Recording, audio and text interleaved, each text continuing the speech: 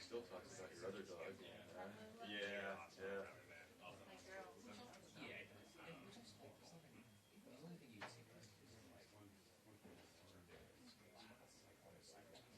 I got another German Shepherd. He's already the same size as the other one. Lola was a big dog, definitely. 80 pounds. Wow.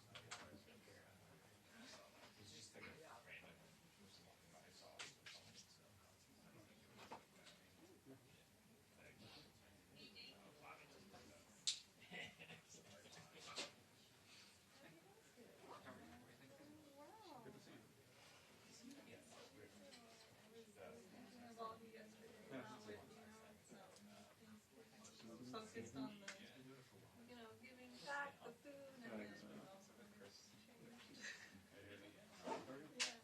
I'm doing good. I usually go to late for Thanksgiving from late in the morning, so it's my 4th time going, so I'm excited to go, and it's like him and all his like neighbors, and then it's like so it's like family, and like the kids at this dinner all come back from like college.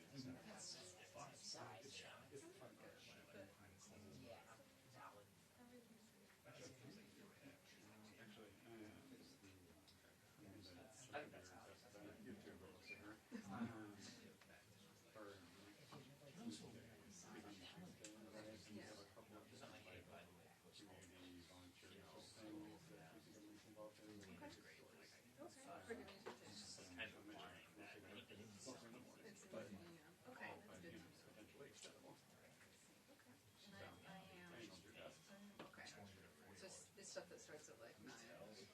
Yeah, or earlier. Okay. And I'll make it out. Because I'm working tomorrow. But then I'll be off Monday. Yeah, you okay. Mr. John Gonzalez, no? I can flag up for it. Yeah, working that morning. Hoping morning should be. Yeah. I'll pick him. Okay, great. Probably him and Kelly with him, so.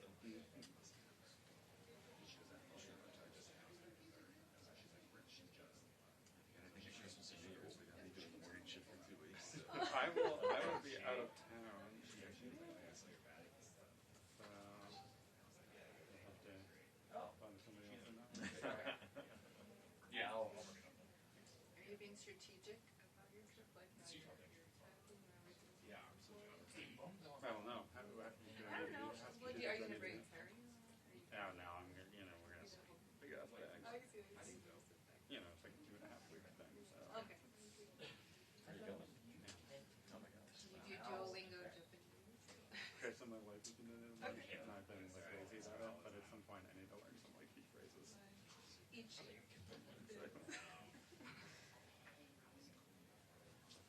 Niece in Silver Spring, she went to Japan with her school to take Japanese. Nice. She loved it. Yeah, she loves it.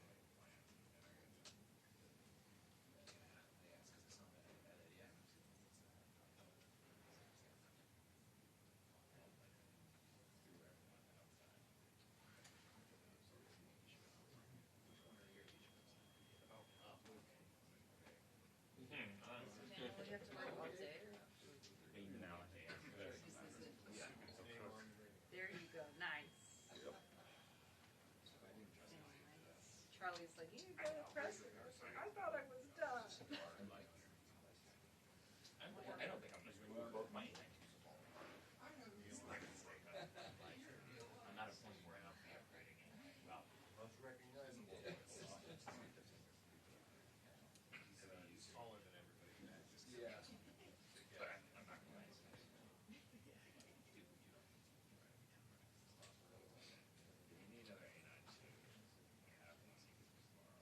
I think they're holding up. It's this lens.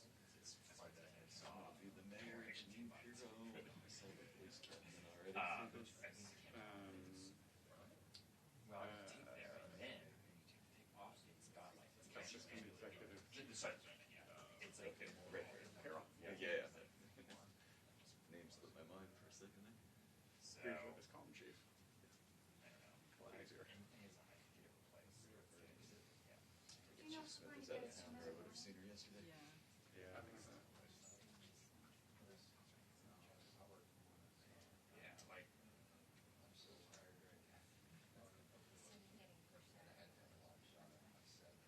the cost of replacing is going to be like 70% of the cost of the spray versus two.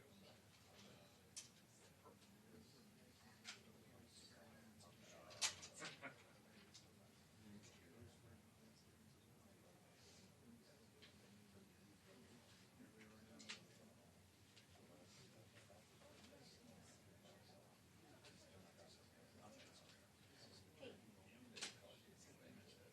This is my text message. Yeah. Can we do that or just delete this?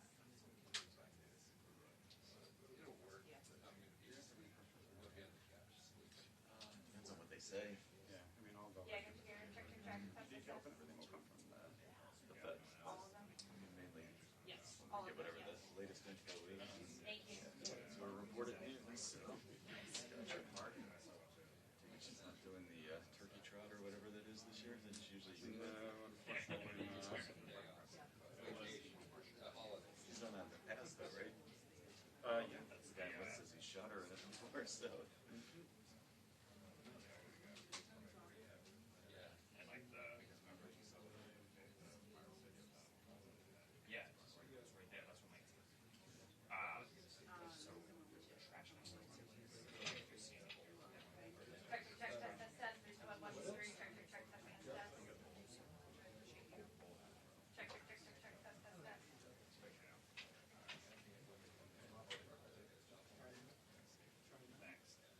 test, test. Check, test, test. 3, 2, 1, 1, 2, 3. Check. 3, 2, 1, 1, 2, 3.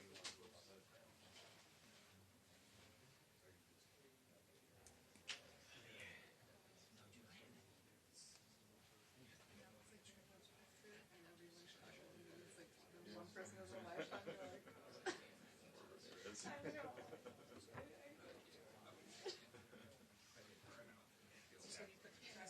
We understand. Yeah, we feel for you. I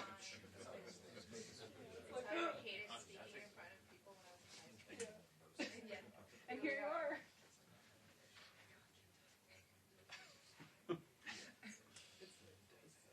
They're gonna be like, what the hell are you wearing? That's scary. How we doing? You mean she probably didn't know you. It's cool, it is cool.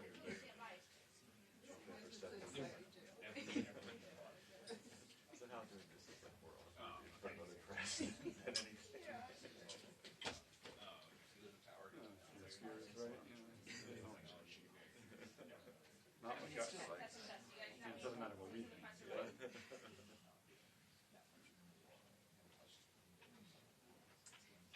We've all been there, though.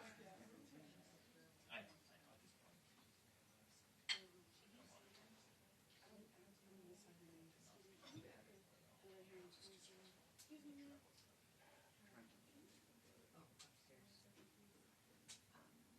What do you need?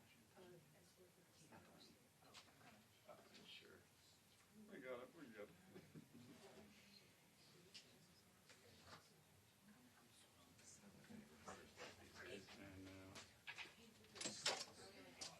All right. I'm here. We can.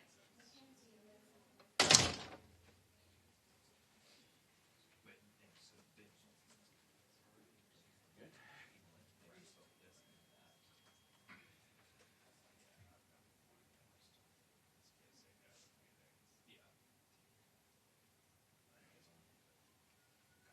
Well, ladies, we actually have now moved, so we are in the office of the U.S. Attorney for the District of Columbia, and as soon as that news conference begins, I will step out of the way, but right now, yes, at any moment that could begin with the U.S. Attorney for D.C., that is Judge Jeanine Pirro. We also have National Guard leaders, the FBI, D.C. Police, and D.C. Mayor Muriel Bowser. Now, just to recap here, we're on 2:15 yesterday, just blocks outside of the White House, when authorities say a targeted shooting, an ambush happened here on 2 National Guard members that we learned are from West Virginia. This was just outside of the Farragut West Metro Station, like 17th and I Street Northwest. Now, this morning, Fox News is reporting, as our parent station, reporting that through sources, the suspects worked with various United States government entities, including including the CIA, as a member, a partner force, a member of a partner force in Afghanistan. They're naming that suspect through sources as 29-year-old Rahmanullah Lakhanwal, an Afghan national who came to the United States in 2021 under the Biden administration's Operation Allies Welcome, set up after the U.S. withdrawal from Afghanistan to evacuate and resettle Afghans during that time. Now, he apparently, the suspect, was in Washington State, the only suspect being named at this time, no motive at this time as well. Now, West Virginia's governor had originally said the 2 guard members shot were killed. He walked back those comments. D.C. police and the FBI later confirming, classifying the 2 military members in a news conference as critically injured. One of those members, we have learned his name, Mr. Wolf, named by his high school in a Facebook post, and they said that he was undergoing surgery in a critical condition. I believe his name was Andrew Wolf. The whole community is sending prayers across the country, prayers going out to these community members. Then we have these 2,200 National Guard members in D.C.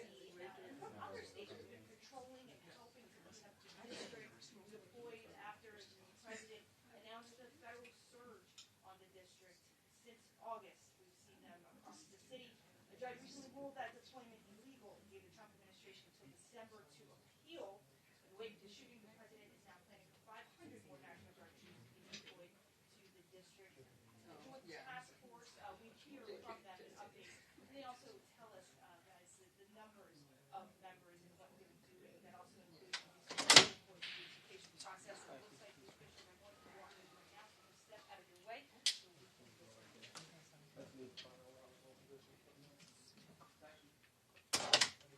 Okay, your share. You did a great job. I think it was just the photographer. That was your guy, right? Yeah. Oh,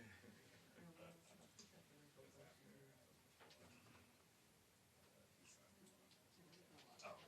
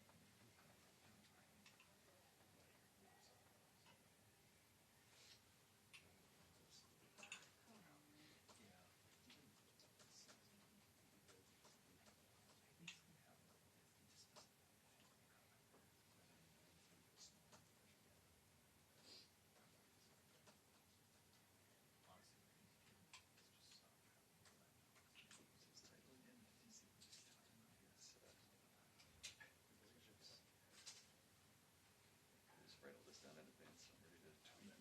Let's get an executive assistant. Word. Yeah. Chuck Carroll. And I did too. My life is so bad. Get away with just assistant. Is that probably like some totally different thing? Oh, man, my life on the sheet. I don't know. What did I notice? Jeff is JEFF. Yep. Carroll is CA. 2 R's. 2 L's. Yeah, kidding. It's always different. Kash, Patel's gonna be there. Mhm. Said your highs run this again after they just said they caught this suspect. Everybody yesterday.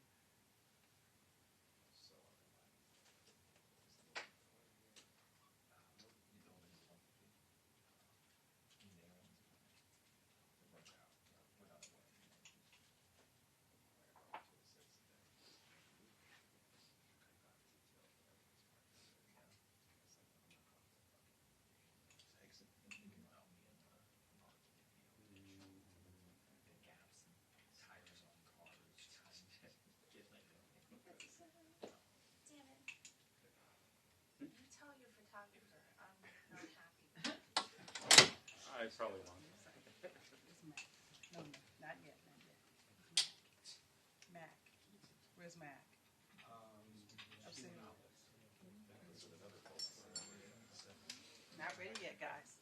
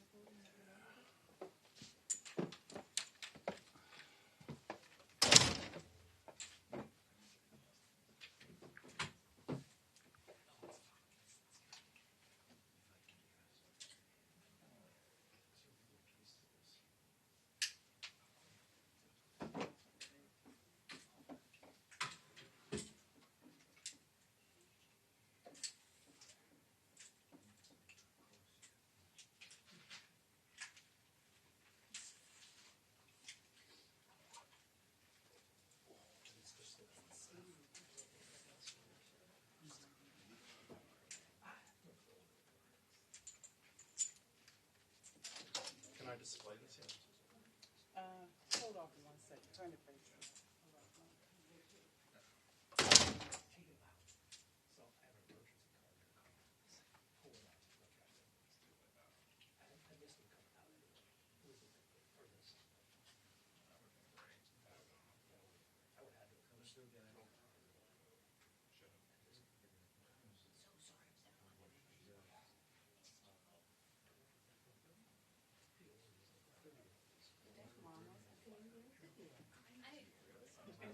Not so good. You hear me echo loud? Oh yeah.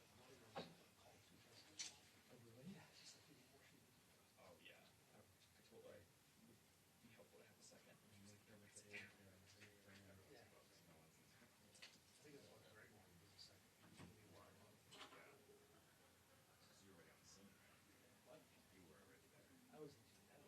helpful to have a second. I'm surprised you came down. What do you mean? From the roof? Oh, I felt like I had enough Yeah. up there. So I was like, I need to get down before they close up more. Yeah. There's stuff still?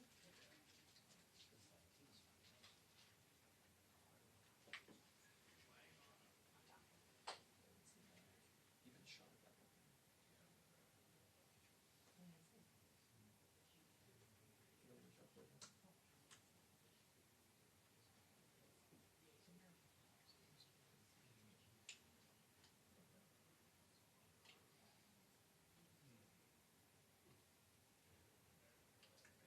And I'm sure that's going to go for real science. Breathing out all the commercial BS comes through. Oh my god. Maybe those ad dollars. Did you grow up decent? Okay. That much time, sure, but as a kid. I see. I just completed 6 years here, and so that's the longest I've been anywhere in my So life. you've been here a while. No, because I'm born in Florida, raised in South Texas, and then I went to high school in Tennessee. So that kind of moved. It was like, no, they're teachers. So they were just like for immigrants, and they didn't necessarily have a big support system. So I feel like we kept like moving jobs. My dad was a professor. But then once we got to Nashville, he worked at Tennessee State, and then eventually, because my mom was, she actually was she wasn't my Spanish teacher, but she was at my high school, which was nice. It was cute. It was cute. Yeah. Because we would, but then still, I would like we would go to school separate. Because either she would go earlier, I would go later. But it was funny to see her. And I say another translators for the school district.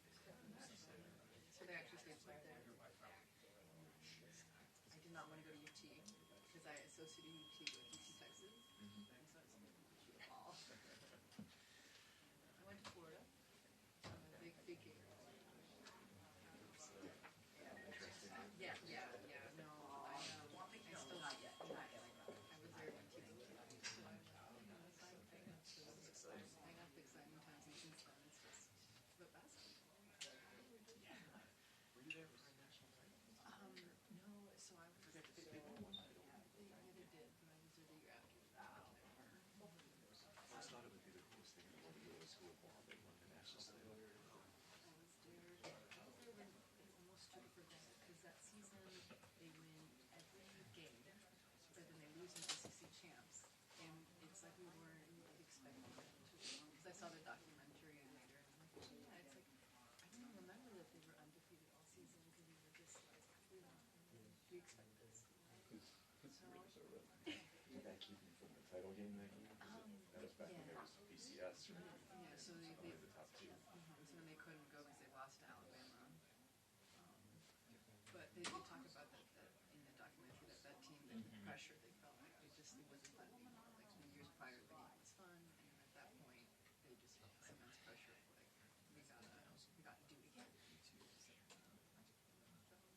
And then since then, we haven't found a solid coach. Yeah, that's been struggles since football anyway. Yeah.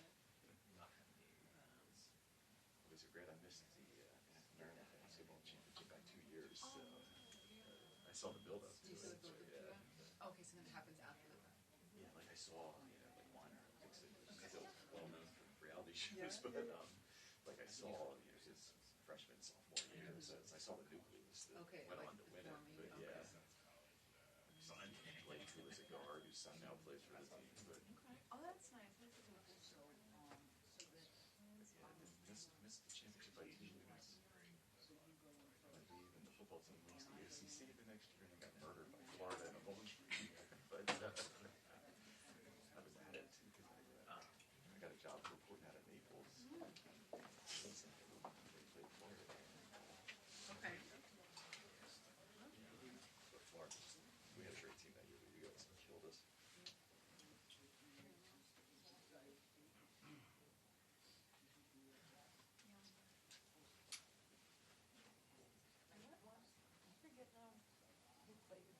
You played against it was like the New Year's Day Bowl in New Orleans. Sugar Bowl? Sugar Bowl. Yeah. I remember. All right, so this is But we learned too much. We have another one. We both teams was in a bowl, huh?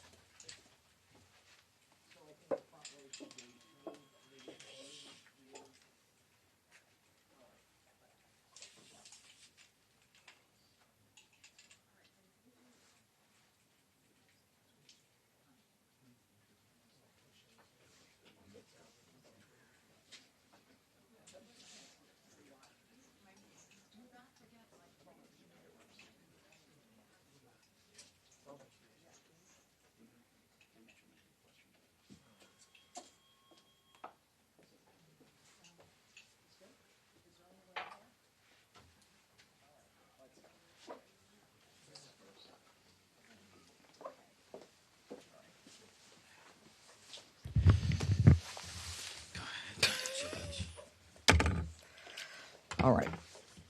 Come on, Mayor. Okay. Next to me, Mayor. All right, Alicia, you know where to go. Where's Blanchard? There he is. Okay, good. You know, it seems like we've been here before. Is this working? Is this on? Where's... It's working? All right. Thank you all for being here on this difficult day. As you know, my name is Jeanine Pirro. I am the United States Attorney for the District of Columbia, and I am joined here by several individuals who represent agencies who have been working around the clock since this horrific event happened. To my left, we have the director of the FBI. We have General Leland Blanchard of the National Guard. Mayor Bowser is here as well. We have Frank Saldana of the DEA, Chris Hecht of DHS, Executive Assistant Chief Jeffrey Carroll of the MPD, Darren Cox of the Washington FBI Field Office, and a Special Agent in Charge, Samuel Ward of the ATF in Washington. Now, I want to provide you with an update on the tragic shooting that occurred on two brave members of the West Virginia National Guard as they served in Washington, D.C. Unfortunately, today, as most families join together to give thanks for the blessings that have been bestowed upon them, two families are shattered and destroyed and torn apart as a result of the actions of one man. First and foremost, our hearts go out to the victims and their families. These are dedicated service members who were performing their duties in service to our nation, and they are currently in critical condition. They have undergone surgery. We pray for their well-being as they continue to be cared for in the best possible way. We have been in constant contact with their families and have provided them with every resource needed during this difficult time. The two National Guards men that we're talking about are Sarah Beckstrom, who's 20 years old, and Andrew Wolf, who is 24 years old. They were uniformed members of the West Virginia National Guard, and they were in D.C. to keep D.C. safe, pursuant to President Trump's executive order to make D.C. safe and beautiful. They answered the call, they took the charge, they volunteered, they put their lives on the line for people they don't even know. And that, unfortunately, is becoming a reality more and more for the members of law enforcement.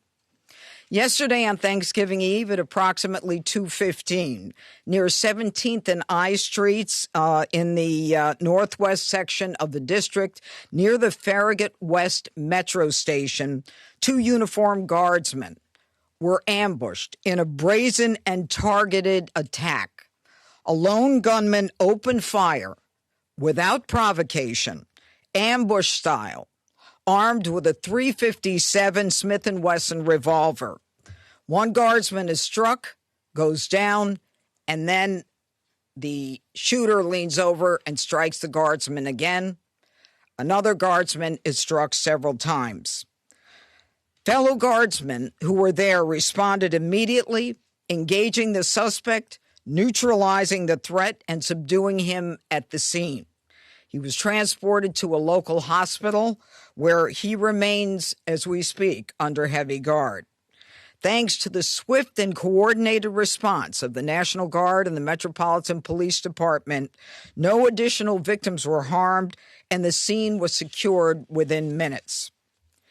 The suspect, he has been identified as Ramanullah Lakanwal, a 29-year-old Afghan who entered the United States under Biden's Operation Allies Welcome, a program following the disastrous withdrawal from Afghanistan. He resided in Bellingham, Washington, with his wife and, we believe, 5 children. And we're working very closely with our federal partners, especially DHS and the FBI, to review his immigration history and the vetting process itself.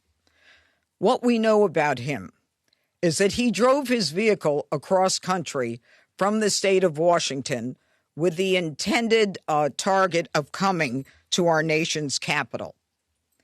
As we stand here today, the charges that are appropriate right now are 3 counts of assault with intent to kill while armed, a violation of D.C. Code 22-401 and D.C. Code 22-4502.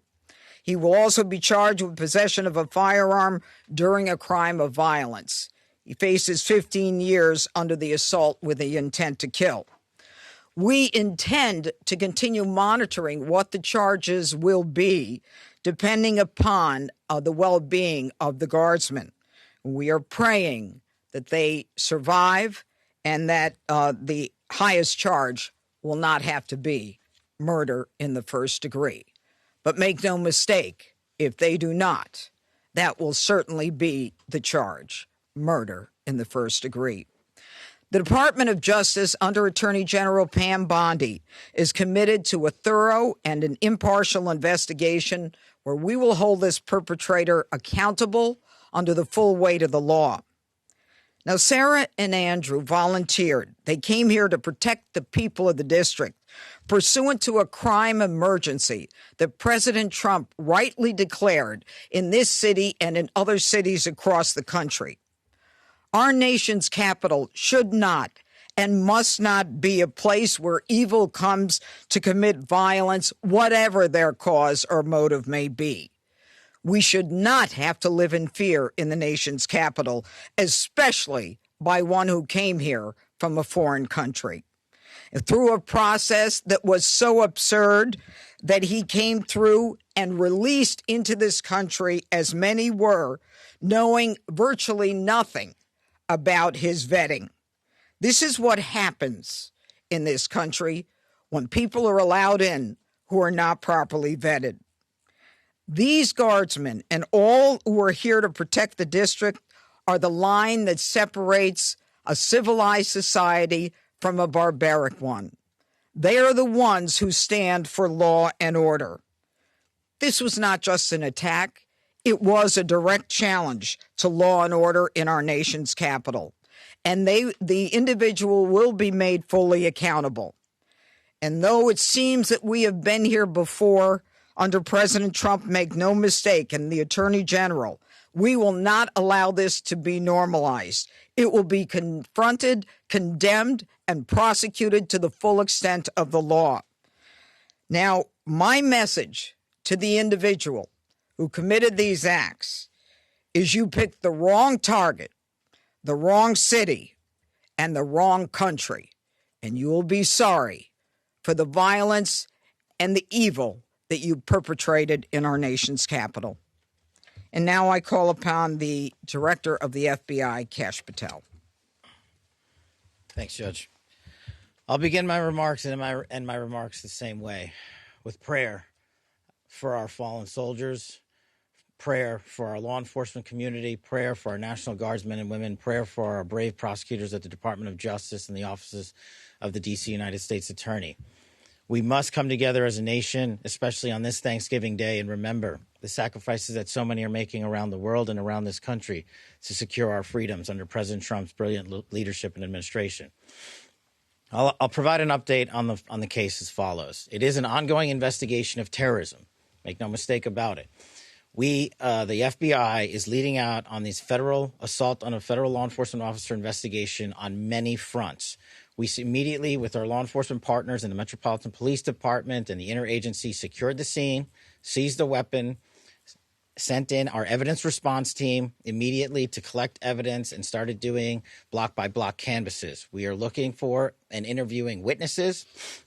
The firearm and other materials have been sent to our Quantico laboratory already yesterday for immediate analysis. That work is ongoing.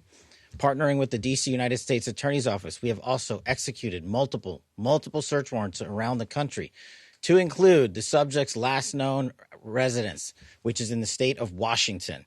The search warrant was executed on that house last night or early this morning, and it is an ongoing process. All the individuals found in the house have been interviewed, and some interviews remain ongoing. We will not stop until we interview anyone and everyone associated with the subject, the house, and every piece of his life. There's also subject interviews, relations conducted in San Diego, pursuant to our ongoing investigation. So, as the judge noted, this is a coast-to-coast investigation being led right here in Washington, D.C., and this subject definitely did pick the wrong country. And we will rise together as a nation to show the world what we do here. And we are thankful that we have the Attorney General's brave leadership and President Trump's brave leadership and priorities to safeguard our communities. I also spoke to Director of the CIA, John Ratcliffe, last night, and Secretary of War, Pete Hegseth. There is confirmation now that the subject had a relationship in Afghanistan with partner forces. We are fully investigating that aspect of his background as well, to include any known associates that are either overseas or here in the United States of America. That is what a broad-based international terrorism investigation looks like. We will provide continuous details to the American public while at the same time not jeopardizing the ongoing prosecution to ultimately hold this perpetrator accountable in our courts of law. We will provide as much transparency as possible, but as you can see, the breadth and scope of this investigation will continue. We will continue to hit the streets and hit every town and every house and talk to every witness. The men and women of the FBI and the Metropolitan Police Department and the interagency, to include the Department of Homeland Security, DEA, and ATF, are working tirelessly on this Thanksgiving Day. And I know just by talking to the leaders behind me that instead of going on and being with their families, everyone rogered up and showed up to work today. And none of them want to go home. That's the resolve that we have together as a team to bring to you justice for this heinous act of terrorism here in our nation's capital. And as the judge said, we will ensure that our law enforcement partners are out there in full force to make sure the world can enjoy our nation's capital. We will not let this heinous act of violence prevent people from visiting our beautiful nation's capital. And we will also continue to highlight any evidence that we can publicly. And as the judge said, this individual is in this country for one reason and one reason alone, because of the disastrous withdrawal from the Biden administration and the failure to vet anyway, in any way, shape, or form, this individual and countless others, and this administration has taken the rightful step to stop any further allowance of people with this similar background into the country, and we're thankful for that. And as I said, this investigation remains ongoing, and I think I'll turn it over to General Blanchard of the National Guard now. Thank you. Thank you, Director.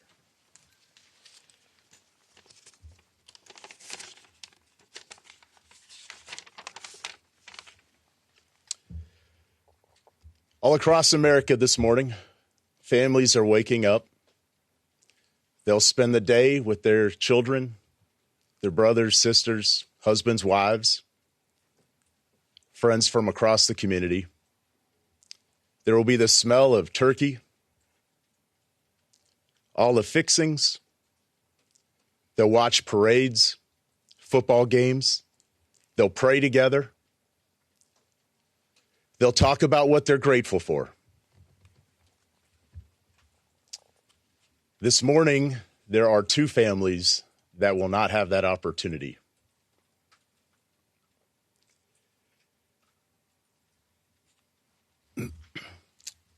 Andy and Sarah's families, they're spending the day reflecting on the past. And in the days coming, they'll reflect on and think about what could have been, what might be. Because regardless of the outcome, we know that their lives, their families' lives are all changed forever. Because one person decided to do this horrific and evil thing.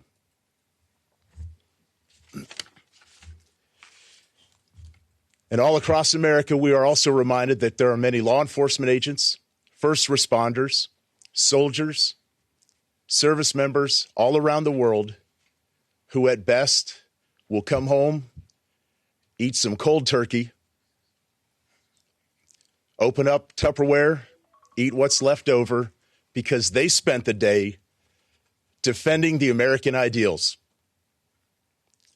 getting out there and getting after it on every American citizen's behalf. I will say that the District of Columbia National Guard, this task force, is more committed this morning to the president's directive to make D.C. safe and beautiful. Our resolve will be tested. It is being tested, but make no mistake, each and every one of these soldiers and airmen will meet and exceed the expectation that we have for them. They are, in fact, America's best. I'm proud of each and every one of them. I pray for each and every one of them today, and in particular, for these two young service members who are willing to go above and beyond and pay whatever price our nation asks of them. I ask every American today to keep them in their thoughts and prayers as you go about your day. Thank you. Thank you, General. Mayor, where's Mayor Bowser? Yeah. Thank you, Judge. I'm Muriel Bowser. I'm the mayor of Washington, D.C., and I want to associate myself with the remarks of our Adjutant General from the D.C. National Guard. I want to be very clear what the judge and everyone has reported here. Somebody drove across the country, came to Washington, D.C. to attack America. And that person will be prosecuted to the fullest extent of the law. These young people should be at home in West Virginia with their families. ATF, anybody? DHS? Anyone? Okay. I also want to say that both Sarah and Andrew, I believe, were sworn in less than 24 hours before they were shot on the street in Washington. Any questions? Could you drill down on a possible motive? Have you gotten any information and intelligence on a possible motive? You know, as the directors indicated, this is a fluid investigation. People are working around the clock. It's too soon to say what the motive is, but there are definitely areas that we're looking into, but not ready to say. Can you characterize a little bit about how the assailant was taken down after he opened fire? Yeah, he got shot. But by another guard? By another guardsman, yeah. You mentioned earlier that he had the shooter had initially shot one of the guardsmen, then leaned over as they were on the Shot ground, him again. Shot again. Yep. How many shots are we? Well, the specific number. Look, he had a .357 Smith & Wesson revolver. Okay, so I believe that's a 6-shooter. Yeah. So that kind of tells us how many shots he had. Yes. Judge, you had mentioned we've been here before because we have. It was May when we were last here. Yeah. I want to ask if you could please comment to, obviously, we understand that you're saying this is under the Biden administration, and the words are that it was a failed withdrawal, and what happened there. There are people who are also upset with the president believing that the National Guard members should not even have been there if it were not for the executive order. I don't even want to talk about whether they should have been there. We ought to kiss the ground and thank God that the president said it's time to bring in more law enforcement to make sure that a city that had the 4th highest homicide rate in the country was that violence was quelled. I'm not even going to go there. A question for Director Patel. Was the suspect granted asylum? And if so, when did that happen? Under which administration? And did authorities miss any signs, either in the asylum process or even back when he reportedly worked for the CIA? If you could talk about that. Well, you miss all the signs when you do absolutely zero vetting. And that's exactly what happened in this case. When you, in the prior administration, made the decision to allow thousands of people into this country without doing a single piece of background checking or vetting, that's how you miss every single sign. And Secretary Kristi Noem has put out details specifically related to your other questions, so I'll let that speak for themselves. If or when he was granted asylum, if you could just clarify that timeline. And yes, I believe Kristi Noem put that out, and that's a DHS matter, and I'll refer to them. Could you elaborate on the investigative steps that were taken in Sure. San Diego? You mentioned Bellingham, Washington, Sure. where you live, but could you explain the San Diego connection? So what happened was, thanks to the quick investigation by the interagency and the FBI, we were able to track down his last known residence, working with the United States Attorney's offices here and at the Department of Justice and prosecutors across the country. We were able to serve search warrants literally overnight and through the night. All night. And we were able to hit the house in Washington State. During that process, we seized numerous electronic devices to include cell phones, laptops, iPads, and other material that is being analyzed as we speak. Pursuant to that investigation and any known associates of the subject and of that house is how we ended up in San Diego, where interviews were conducted and are going to be continued to be conducted. And we will go anywhere in the country or the world where the evidence leads us. Are there accomplices, relationships in San Diego you can talk about? All of that is an ongoing investigation. Can anyone give an update as far as Sarah and Andrew who were injured. You say critical condition. Can you give anything beyond that? Are they expected to make it? Is it touch and go? Can you tell us a little more about how they're doing? And the full spelling of their names, please. It is Sarah Beckstrom, Beckstrom, and Andrew Wolfe with an E, Wolfe. Okay, and Sarah Beckstrom. How do you spell Sarah? Oh, S with an H. Okay. Now, with respect to their medical condition, as I said, they are receiving the finest medical care. Their families are with them now. They are critical. I think you understand the meaning of that. It's not clear, how this is going to end up. But let me be perfectly clear about how it will end up in this office. If one of them is to pass, and God forbid that happens, this is a murder one, period, end of the story. We are praying on a day like today when families come together in America and they hold hands around the Thanksgiving table. I beg you, I beseech you to pray for these two young people that they survive. Okay, I think that's it. Yeah. Gabbard said that Thank you, everybody. Radical Islamist Afghan terrorist. Yeah, we're not going there. Do you have We're not going there. information on how he might have gotten radical? No. Thank you. The decision not to charge him as a terrorist? What about the asylum process that led him to get asylum under the Trump administration?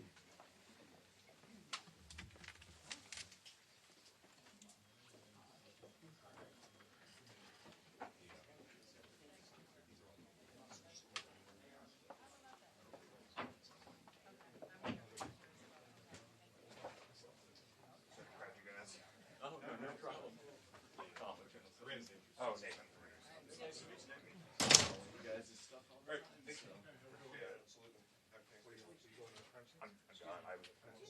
absolutely. I'm gonna go. I'll go there, so I'm going to file this out first. I'll see you over there. Yeah, I'll see you.